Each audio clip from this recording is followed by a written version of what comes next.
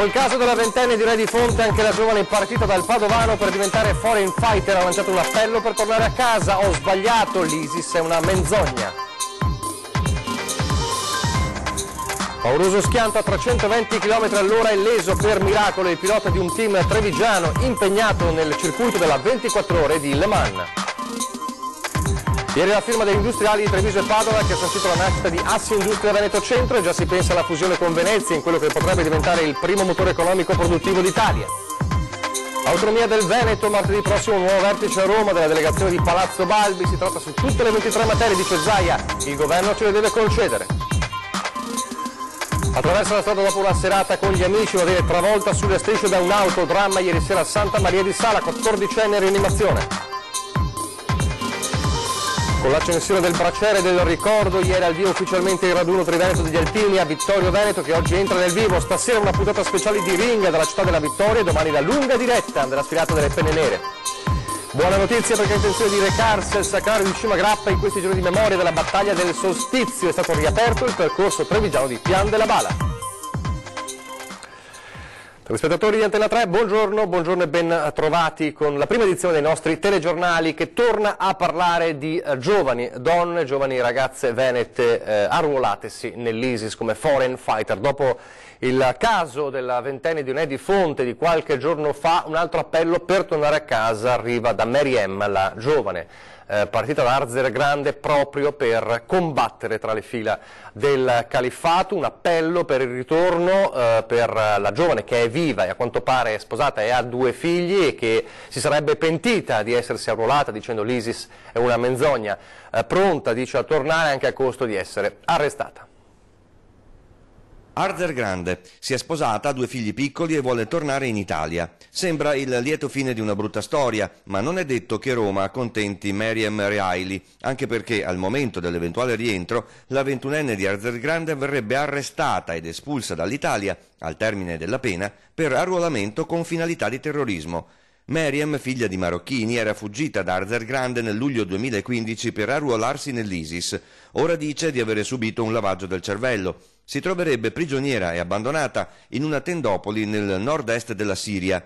Ovviamente felici i suoi familiari, i quali su di lei avevano ricevuto solo notizie tragiche ma contrastanti, senza averne conferma, e che ora chiedono che il governo li aiuti a far rientrare Meriem in Italia. La storia è identica a quella della ventenne Sonia Khediri, tunisina, partita da Unedi Fonte nel Trevigiano per Raqqa e accusata di essersi affiliata all'ISIS. Sposatasi in Siria e madre di 2 bambini, rimasta vedova, vorrebbe tornare in Italia, pentita della scelta di aver abbracciato il califfato.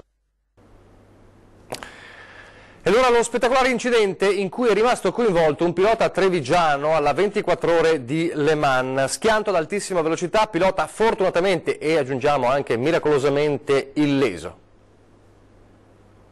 Lo schianto a 320 all'ora durante le prove di una delle corse più famose al mondo, la 24 ore di Le Mans in Francia.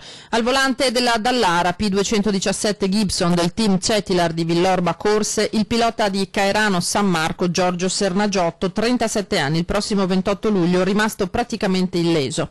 A provocare l'incidente un problema tecnico con il pilota trevigiano che ha perso il controllo della vettura, che per 2 volte ha violentemente sbattuto contro le barriere laterali. Un duplice schianto ad altissima velocità con l'auto che si è sollevata da terra girandosi su se stessa. Una scena che ha fatto temere il peggio per le sorti di Sernagiotto, che ha immediatamente rassicurato tutti sulle sue condizioni uscendo con le proprie gambe dall'abitacolo. Il suo pensiero è anzi andato alla macchina e alla speranza che fosse recuperabile per schierarla in gara, come sarà dalle 15 di oggi. Arrivo domani alla stessa ora. Resta piantonato in ospedale a Verona Pietro Di Salvo, il 72enne che ha confessato di aver ucciso Fernanda Paoletti, 77 anni, strangolandola con un laccio e poi cercando di simulare un suicidio della donna nella sua abitazione. Dopo l'omicidio consumato il 4 giugno scorso al termine di una lite, come ha raccontato l'uomo, Di Salvo è stato colto da un malore ed quindi è stato ricoverato in ospedale dove si trova tuttora, come dicevamo, piantonato. Gli investigatori sono arrivati a lui dopo una veloce indagine sulle frequentazioni della 77enne Fernanda Paoletti, con la quale l'uomo aveva una relazione nata su Facebook. Di Salvo, sposato e con figli, non voleva però ufficializzare la loro relazione, come invece chiedeva da tempo la donna, ed è la motivazione, che abbiamo raccontato anche ieri, della lite che ha portato poi al terribile omicidio. E adesso torniamo a parlare della firma storica che ieri a Marghera, nella cornice del Palexpo di Marghera, ha portato alla nascita di Assindustria Veneto Centro, ovvero la fusione di Confindustria Padova e Treviso. Tanti e grandi gli obiettivi, anche la tentazione di una fusione anche con Venezia. Il triangolo industriale italiano si sposta da, una volta era Milano, Genova, Torino, e adesso Milano, Bologna e Nord-Est. Deve essere questo il nuovo orizzonte degli industriali veneti. E la firma della fusione tra Unindustria Treviso e Padova, sancita con l'assemblea al Palexpo di Mestre, è un altro passo concreto verso questo obiettivo da numeri decisamente importanti. Una realtà economica che è quella in sostanza della Lombardia e dell'intero nord-est, che sarebbe la sesta nazione europea. Soddisfazione per il traguardo raggiunto dalla Presidente degli Industriali della Marca. Come sarà questa casa? Questa casa sarà come siamo noi, sarà aperta, sarà accogliente, sarà inclusiva. A ciascun collega di Padova e di Treviso che ha preso parte a questo progetto voglio esprimere tutta la mia gratitudine e il mio affetto per aver sostenuto e per aver fortemente creduto in questa idea. Una strada verso il futuro senza dimenticare il passato, come ha tenuto a sottolineare il Presidente degli Industriali padovani. Qui davanti vedo imprenditori ottantenni e settantenni che, partiti dal garage, hanno creato quasi tutte le nostre aziende e sono stati protagonisti del boom del nostro Veneto. E poi vedo imprenditori di Este, di Cittadella, di Castelfranco, di Oderzo, di Noale, e non ne vedo nessuna differenza. È a questa inclusività e a questi imprenditori, a tutti voi, che io vorrei fare un grande applauso. E il riferimento annuale non è casuale, visto che il prossimo traguardo sarà includere anche gli imprenditori del veneziano. E mentre all'interno si sanciva la fusione, fuori tornava prepotentemente il tema delle banche venete, con industriali che in certi casi accusano ancora pesantemente le conseguenze della disfatta. Ecco perché dal numero 1 di Intesa ci si aspettano segnali chiari di sostegno alle imprese. Io credo che noi abbiamo fatto tutto il possibile. È chiaro che questo tipo di problematiche che sono sorte hanno determinato un impatto anche sull'economia reale del territorio, e noi stiamo cercando di investirci ancora di più per poter accelerare la crescita in quei territori. Fortemente legato al futuro dell'economia è il tema dell'autonomia del Veneto, e martedì prossimo a Roma c'è un altro importante incontro. Puntiamo a una legge delega molto semplice che diventi intesa per noi, tra noi e il Governo, in maniera tale che poi il Consiglio dei Ministri sia autorizzato a fare i decreti per le singole 23 materie. Si va a passo di carica perché lo stallo preformazione di governo ha fatto perdere tempo prezioso.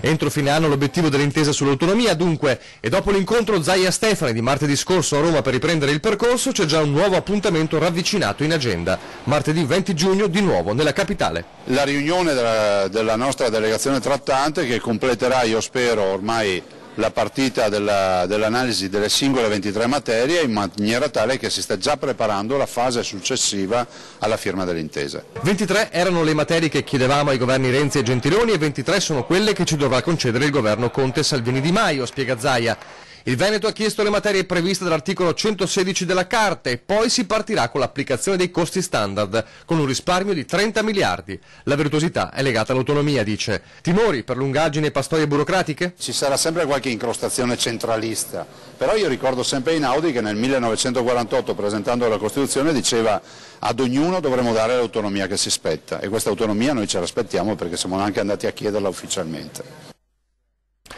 Torniamo alla cronaca adesso e torniamo a parlare di incidenti stradali, purtroppo uno molto grave che si è verificato ieri sera a Santa Maria di Sala nel Veneziano, una 14enne travolta da un'auto mentre attraversava la strada. Ci racconta quanto accaduto in diretta telefonica per noi Anna Maria Parisi.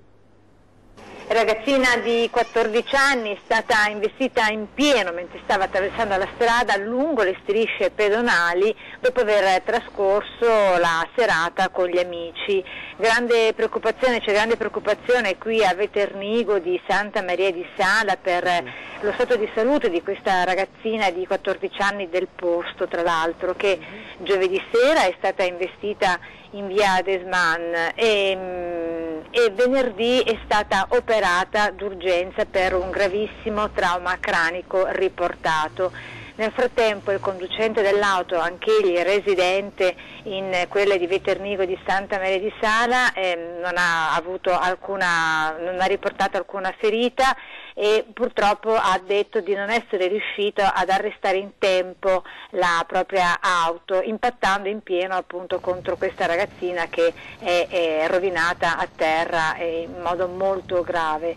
La ragazzina, dicevamo, è stata trasportata d'urgenza all'ospedale di Padova, dove si trova ricoverata in pediatria in seguito al delicatissimo intervento appunto avuto ieri, e si trova ancora ricoverata in rianimazione pediatrica, ha trascorso la notte sotto osservazione, dopodiché stiamo a vedere quali sono, come si avvicendano le sue condizioni di salute. I medici mantengono la prognosi riservata, ma c'è da dire che la ragazzina non sarebbe in pericolo di vita.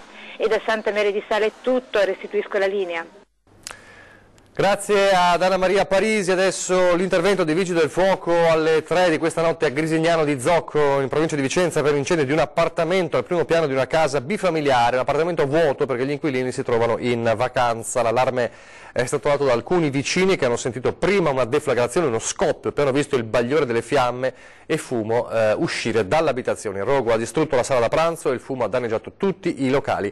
Nessuna persona, come dicevamo, era presente nello stabile. Il piano terra peraltro è in ristrutturazione. Le cause dell'incendio sono al vaglio dei Vigili del Fuoco e dei Carabinieri. Adesso a Padova per parlare di uno sfratto decisamente movimentato appunto in città. Vediamo. Una concitata consegna di avviso di sfratto si è conclusa con l'arrivo della polizia ed una denuncia dell'inquilina cinquantenne per resistenza e violenza privata, dopo che questa aveva chiuso in casa l'ufficiale giudiziario, chiedendo, al culmine di un'animata discussione, una ricevuta che certificasse il posticipo dell'ordinanza. A riportare la calma ci hanno pensato le forze dell'ordine. La politica adesso, la politica dopo le elezioni amministrative, parliamo di Vicenza ma non solo, e parliamo di una Forza Italia che guarda al suo interno con forti tensioni. Forza Italia fa crack. Il partito, che a Vicenza ha raccolto alle ultime amministrative il 5,27%, riesce ad entrare per il rotto della cuffia in consiglio comunale dopo i tentennamenti degli ultimi mesi. I forzisti avevano prima candidato sindaco Fabio Mantovani, per poi congelarlo, ripensarci, contrapporsi a Francesco Rucco, finendo invece per sostenerlo. Una strategia attendista, contraddittoria. La prima a criticare Forza Italia quando si stava isolando dal resto del centrodestra era stata Elena Donazzan, e forse è anche grazie a questa spaccatura che Forza Italia ha finito col salire sul carro del vincitore. Eppure oggi sembra esserci una resa dei conti e si ipotizza addirittura il deferimento di Elena Donazzan da parte del direttivo cittadino. Abbiamo vinto a Vicenza grazie alla scelta che io ho fatto di dire a Forza Italia di non andare da sola, di non correre da sola, quindi dovrebbero forse ringraziarmi piuttosto che irrigidirsi su posizioni che hanno più il sapore della rivalsa che non del ragionamento. Elena Donazzan al telefono non ci sta, e dalla sua parte si schiera anche il direttivo provinciale, che già in aprile aveva espresso il proprio dissenso su un'eventuale corsa forzista in solitaria con la candidatura a sindaco di Matteo Tosetto. Ora il partito sembra spaccarsi di nuovo. In una lettera aperta il direttivo provinciale attacca con parole nette. È preoccupante che oggi il direttivo cittadino di Forza Italia, un partito ridotto al lumicino dopo il magro bottino raccolto alle amministrative, critichi il suo unico e stimato assessore regionale, che peraltro gode di un elevato indice di gradimento. Non capiamo le motivazioni della richiesta di deferimento, visto che lo strappo dell'assessore Elena Donazzan non solo ha portato a riunificare tutto il centrodestra, ma ha anche contribuito in maniera determinante alla vittoria di domenica già al primo turno. La lettera poi si chiude con una dura critica. Un partito che si chiude in se stesso, premiando chi perde e non chi cresce e vince, è destinato ad essere ininfluente. Sono delle espressioni, quelle del delle persone che hanno scritto del direttivo provinciale che mi trovano assolutamente concorde. Questo partito o fa autocritica o è destinato a perdere ancora voti. Dalle polemiche politiche alla festa degli alpini, ieri con l'accensione del braciere del ricordo è iniziato ufficialmente il raduno triveneto degli alpini, i primi eventi già ieri, oggi si entra nel vivo della festa.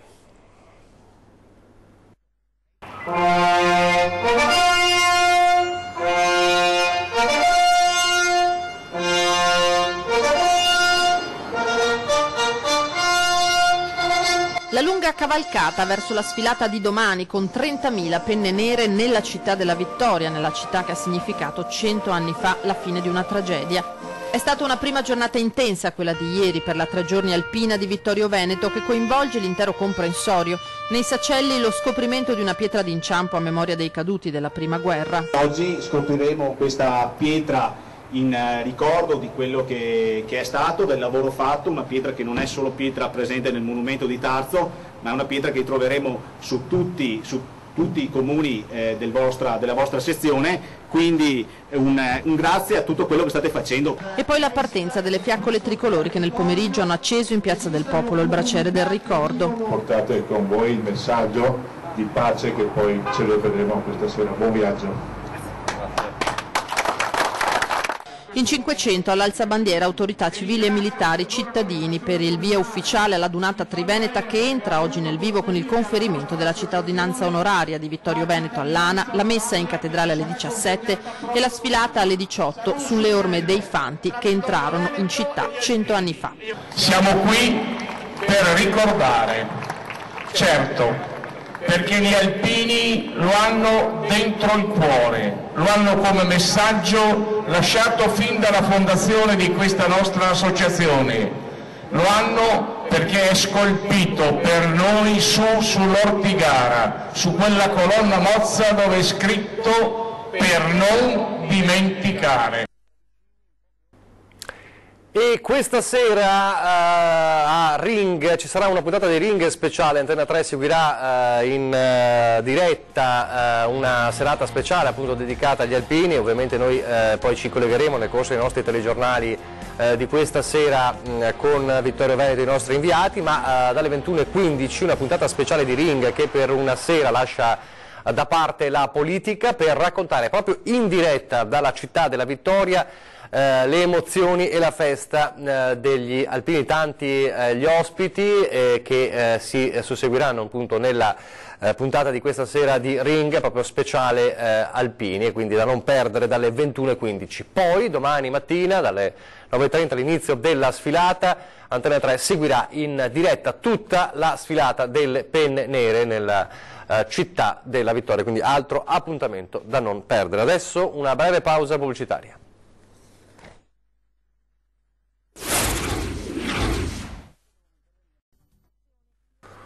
Eccoci in studio in diretta, prima edizione del nostro telegiornale, restiamo nella Marca trevigiana per una buona notizia per quanti soprattutto in questi giorni di celebrazioni per la battaglia del Solstizio hanno intenzione di recarsi al Sacrario di Cimagrappa.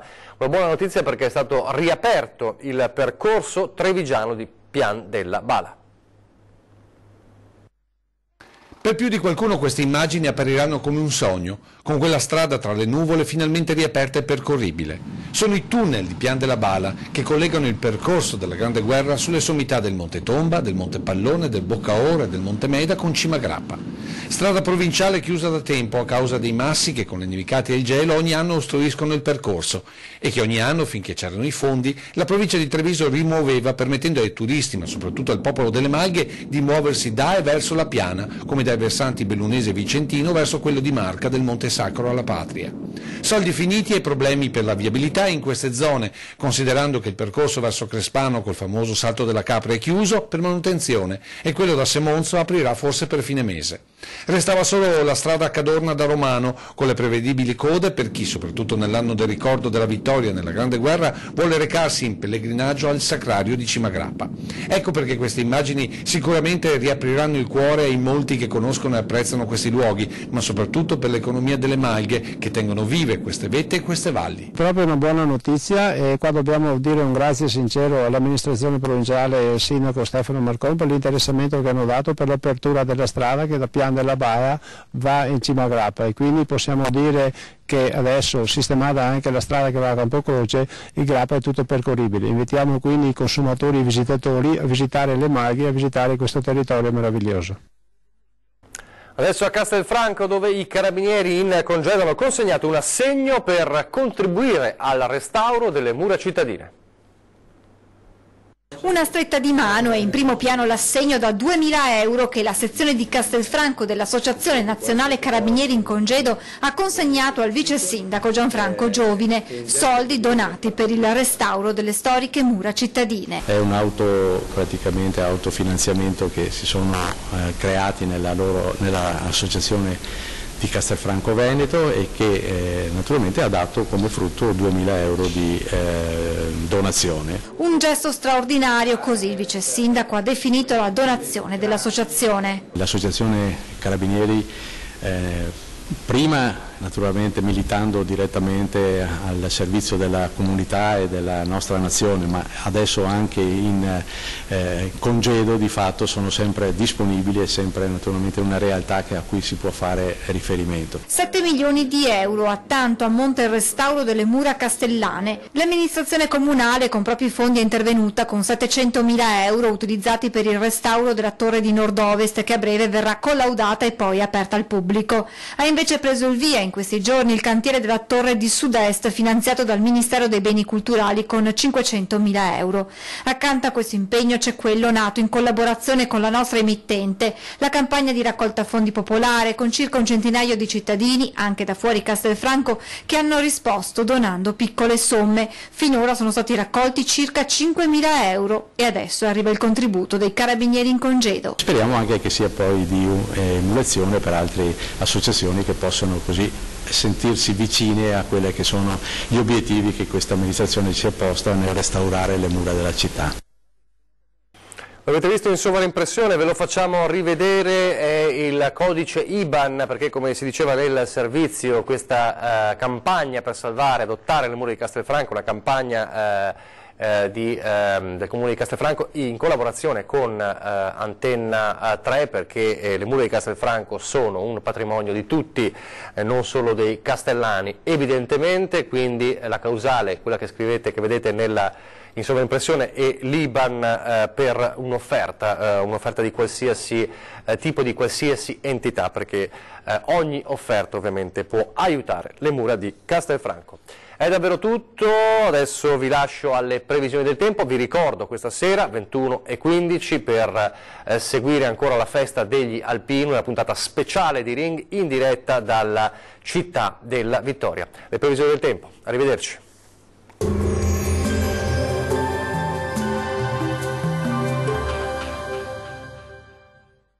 Ben ritrovati al meteo. Bel tempo prevalente sulle nostre regioni, ma vediamo il dettaglio di venerdì 16 giugno. Sul Veneto sarà una splendida giornata di sole, il cielo infatti si presenterà sereno o al massimo poco nuvoloso un po' su tutti i settori della nostra regione. Possibili soltanto locali addensamenti sulle aree montuose, ma senza altre conseguenze. Temperature minime tra 14 e 18 gradi. Massime comprese invece tra 25 e 29 gradi. Non cambia di molto la previsione sul Friuli Venezia Giulia.